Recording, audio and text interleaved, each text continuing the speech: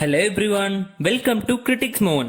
இன்னும் யாராவது மணி ஹாய்ஸ்டோட season 1 episode 1 பார்க்காம இருந்தீங்கன்னா மறக்காம பார்த்துட்டு வந்து இந்த எபிசோட கண்டினியூ பண்ணுங்க. வாங்க வீடியோக்குள்ள போகலாம்.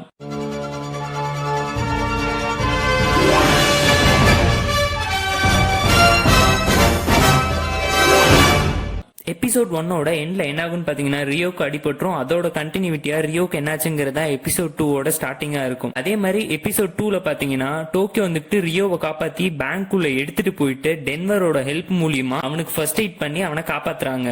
டோக்கியோவால தான் பிளான் கன்ஃபியூஸ் ஆச்சுன்னு எல்லாருமே நினைச்சாலும் அவங்க நினைச்சதை விட பிளான் பெர்ஃபெக்ட்டா ஒர்க் அவுட் ஆயிருக்கு. ஏன்னா போலீஸும் நம்ப ஆரம்பிச்சிட்டாங்க.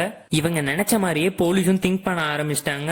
வந்தவங்க எல்லாம் நம்மளை பார்த்துட்டு தான் பயந்து உள்ள போய் சேஃப்டிக்காக பதுங்கிட்டாங்கன்னு சொல்லி. இப்ப அந்த பேங்க்ல இருக்கவங்களை காப்பாத்துறதுக்காக எவ்வளவோ போலீஸ் ஆபீசர் வந்திருந்தாலுமே அம்பாஸ்டரோட பொண்ணை காப்பாத்துறதுக்காக யாராச்சும் ஸ்பெஷல் எக்ஸ்பீரியன்ஸான ஒரு ஆபீசர் அப்பாயிண்ட் பண்ணும் அப்படின்னு அவங்க டிசைட் பண்ணி ஒரு ஆபீசரை அப்பாயிண்ட் பண்றாங்க. அவங்க பேர் என்னன்னு பாத்தீங்கன்னா ரக்கில். இவங்களை வந்து நெகோசியேட்டரா அப்பாயிண்ட் பண்ணி நீங்க போய் டிமாண்ட் பண்ணுங்க, திருட வந்தவங்களுக்கு என்ன வேணும்னு கேட்டு நீங்க காம்ப்ரமைஸ் பண்ணி இந்த டீலை ஈஸியா முடிச்சு அந்த பொண்ணை ஃபர்ஸ்ட் வெளில கொண்டு வாங்கன்னு சொல்றாங்க. போலீஸ் ஆபீசர் ரக்கிலும் இதுக்கு ஓகே சொல்லிடுறாங்க. அட் தி சேம் டைம் அவங்க பிளாஷ்பேக்ல பாத்தீங்கன்னா அவங்க பொண்ணு கூட விளையாண்டுட்டு இருப்பாங்க. அவங்க பொண்ணு இருந்துட்டு இப்பெல்லாம் நீங்க எனக்கு டைம் ஸ்பெண்ட் பண்றதே இல்ல அம்மான்னு சொல்லுவாங்க. அதையே இருந்துட்டு ரக்கில் அவங்க அம்மாவை பார்த்து சொல்லுவாங்க, நீ இப்ப எனக்கு டைம் ஸ்பெண்ட் பண்றதே இல்லம்மான்னு சொல்லி. அது இல்லாம ரக்கிலுக்கு டிவோர்ஸும் ஆயிருக்கும். ரக்கில் பேங்க் ரீச் பண்ணவே அவரோட ஃப்ரெண்டான ஏஞ்சல் கிட்ட என்ன நடந்துச்சுன்னு சொல்லி கேக்குறாங்க. அவர் வந்து ஒரு போலீஸ் ஆபீசர், 15 இயர்ஸ் டிபார்ட்மெண்ட்ல ரொம்ப நேர்மையா இருப்பாரு. அவர் இந்த மாதிரி சொல்லுவாரு, ஒரு 67 ஹாஸ்டேஜஸ் இருக்காங்க. அது மட்டும் இல்லாம நம்ம பிரிட்டிஷ் அம்பாசிடரோட பொண்ணும் அங்கதான் இருக்காங்க. சோ நம்ம எந்த முடிவும் அதிரடியா எடுக்காம இதை பேசி காம்ப்ரமைஸ் பண்ணி தான் சால்வ் பண்ணணும். அந்த பொண்ணை நம்ம ரெஸ்கியூ பண்ணி ஆகணும்னு சொல்றாங்க.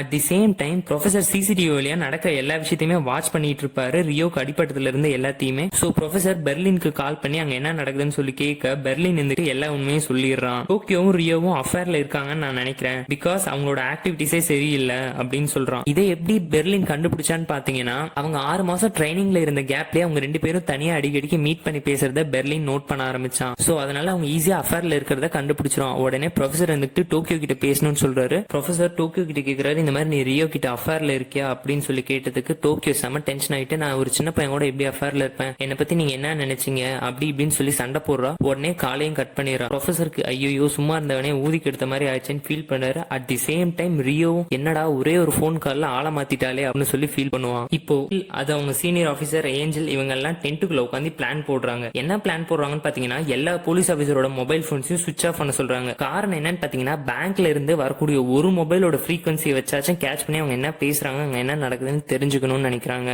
பட் ப்ரொஃபசரோட டீம்ல இருக்க எல்லாருமே ஒயர்லெஸ் நெட்வொர்க் தான் யூஸ் பண்றாங்க, டெலிபோன். சோ அவங்க வந்து சேட்டலைட் மூலியமா நெட்வொர்க் கனெக்ஷன்ல மாட்டிக்க வாய்ப்பே கிடையாது. அட் தி சேம் டைம் இது நடந்துகிட்டே இருக்கும்போது பெர்லின் வந்து ரியோவை தனியா கூட்டிட்டு போய் அட்வைஸ் பண்றான், பிரைன் வாஷ் பண்றான். இந்த பொண்ணுங்களே நம்பாத மச்சான், உன்னை ஏமாத்திட்டு போயிருவாளுங்க, கடைசியில விட்டு போயிருவாளுங்க, அதனால வாழ்க்கையில சாதிக்க முடியாது அப்படின்னு ஃப்ரீ அட்வைஸ் பண்றான். அது மட்டும் இல்லாம அந்த அம்பாசிடரோட ஆட்டுக்குட்டியை மட்டும் தனியா எடுத்துட்டு வா அப்படின்னு சொல்லி ரியோ கிட்ட சொல்றான். அவனுக்கு ஒண்ணுமே புரியல. டே, அந்த ஆல்சன் பொண்ணை தனியா எடுத்துட்டு வந்து வச்சு அவ என்னென்ன பண்றாங்கிறத பாத்துக்கிறது தான் உன்னோட வேலை, அவளை மட்டுமே பாத்துக்கிறது தான் இப்போ உன்னோட ஜாப், நீ போய் ரெஸ்ட் எடுத்துட்டு அவளை பாத்துக்கோ அப்படின்னு சொல்றான். ரியோ வந்துட்டு பெர்லின் கிட்ட கேக்குறான், நீ எப்படி எங்களோட அஃபேரையும் ரிலேஷன்ஷிப்பையும் கண்டுபிடிச்சன்னு சொல்லி. அதெல்லாம் மூஞ்ச பார்த்தாலே தெரியுண்டான்னு சொல்லி பெர்லின் மூஞ்சில அடிச்ச மாதிரி சொல்லி அமுச்சு விட்டுருவான். At the same time police ஆபீசரோட டென்ட்ல என்ன நடக்குதுன்னு பாத்தீங்கன்னா, at the same time police officer டென்ட்குள்ள வந்து கர்னல்னு ஒரு மிலிட்டரி ஆபீசர் வராரு. வந்து ரக்ஷல் கிட்ட ஐடியா தராரு, நமக்கு இந்த ஸ்லோவா பேச்சுவார்த்தை நடத்துறதெல்லாம் பிடிக்காதுமா, சோ டக்கு டக்குன்னு போனோமா, சுட்டு தள்ளணுமா, 4 ஹெலிகாப்டர் 15 ஸ்னைப்பர்ஸ் எல்லாம் இருக்காங்க, அவங்கள முடிச்சு தள்ளிட்டு போயிட்டே இருக்கலாம் அப்படின்னு ஐடியா தராங்க.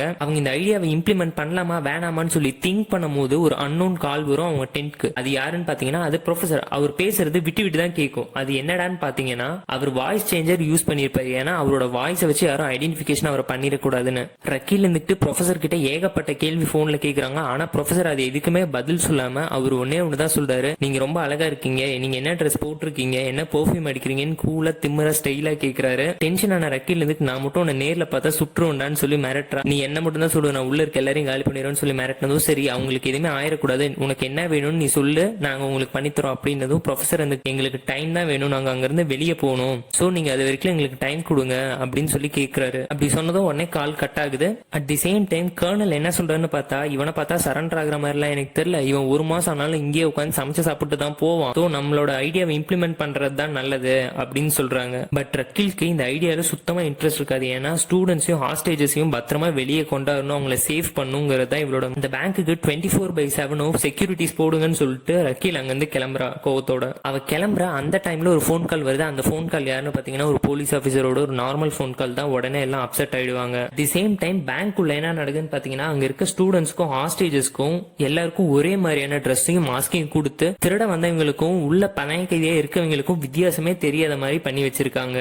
போலீஸோட டென்ட்குள்ள எல்லாருமே கன்ஃபியூஸ் ஆகி உட்காந்துட்டு இருக்காங்க. No communication, no frequency, no clue அப்படின்னு சொல்லி செம்ம டென்ஷன்ல இருக்கும். கர்னல் இருந்துகிட்டு பொறுத்தது போதும், பொங்கி எழுங்க, இதுக்கு மேல அவனுங்களை அடிச்சு தூக்கிட்டு போயிட்டே இருக்கலாம், நான் போறேன், வரவங்களாம் வாங்கன்னு சொல்லி எந்திரிக்கிறான். அதுக்கு எல்லாரும் ஓகே சொல்றாங்க. ரக்கீல் அப்பவும் ஏன் அவ்வளவு பொறுமையா டெசிஷன் எடுக்கிறாங்கிறதுக்கு காரணம் என்னன்னு பாத்தீங்கன்னா ரக்கீல ஸ்பெஷலா அப்பாயிண்ட் பண்ணது யாருன்னு பாத்தீங்கன்னா இங்கிலாந்தோட குவீன் தான் அவங்களை பர்சனலா அப்பாயிண்ட் பண்ணியிருப்பாங்க.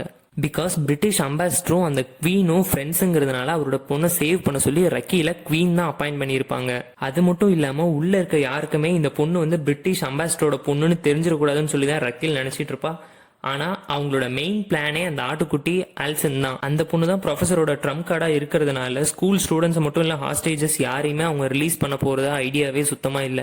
ஆனா போலீஸ் அவங்கள ரிலீஸ் பண்ணுவாங்கன்னு சொல்லி வெயிட் பண்ணிட்டு இருக்காங்க.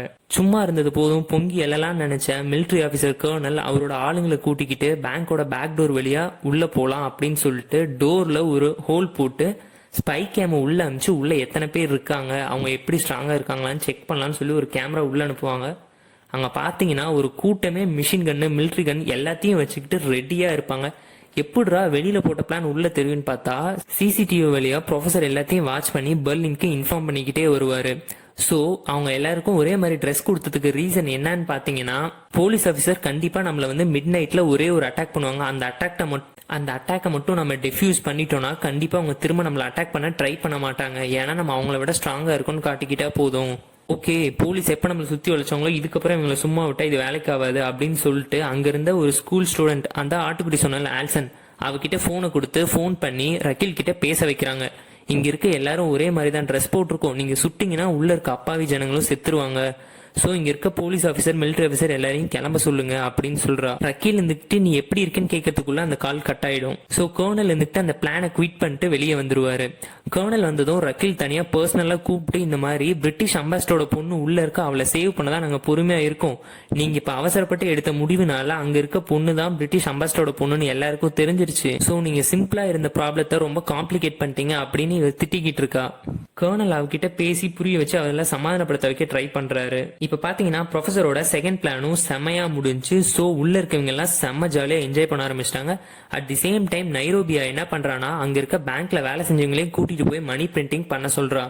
இது எல்லாத்தையுமே சூப்பர்வைஸ் பண்றது நைரோபியா பாத்துக்கிறா. ஒரு மணி நேரத்துல 62 கோடியில இருந்து 65 கோடி வரைக்கும் ஈஸியா பிரிண்ட் பண்ண முடியுங்கிறதுனால அங்க இருக்க பேங்க் எம்ப்ளாயிஸே யூஸ் பண்ணிக்கிறாங்க. தமிழ்நாட்டுல மட்டும் இல்லங்க, ஸ்பெயின்ல கூட தலைவலிச்சா எல்லாம் காஃபி தான் குடிப்பாங்க போல. டென்ஷனான ரக்கீல் இருந்துட்டு உடனே ஒரு காஃபி ஷாப்க்கு போறா. அங்க போயிட்டு அவங்க அம்மா கிட்டயும் பொண்ணு கிட்டயும் பேசணும் மொபைல் பாக்குறான். மொபைல் சுவிச் ஆஃப் ஆயிடும். அங்க இருக்க கடைக்காரர்கிட்ட உங்ககிட்ட சார்ஜர் இருக்கா, நான் சார்ஜ் பண்ணி இப்ப என் வீட்டுக்கு கால் பண்ணுன்னு சொல்லும் போது ஒருத்தரோட வாய்ஸ் கேக்குது. நீங்க வேணா என்னோட மொபைலை யூஸ் பண்ணிக்கோங்க. அவர் யாருன்னு பார்த்தா அவர் தான் ப்ரொஃபசர். இந்த செகண்ட் எபிசோடோட எண்டே இதுதாங்க. இப்ப எல்லாரோட கேள்வி என்னவா இருக்குன்னா ப்ரொஃபசர் எதுக்கு அந்த போலீஸ் ஆஃபீஸர் ரக்கீல மீட் பண்ணாரு, அவரோட அடுத்த பிளான் என்னங்கறதெல்லாம் எபிசோட் 3ல தான் பார்க்க முடியும். இந்த வீடியோ உங்களுக்கு பிடிச்சிருந்தா லைக் பண்ணுங்க, ரொம்ப பிடிச்சிருந்தா ஷேர் பண்ணுங்க, மறக்காம கமெண்ட் பண்ணுங்க. Stay home, be safe, bye friends.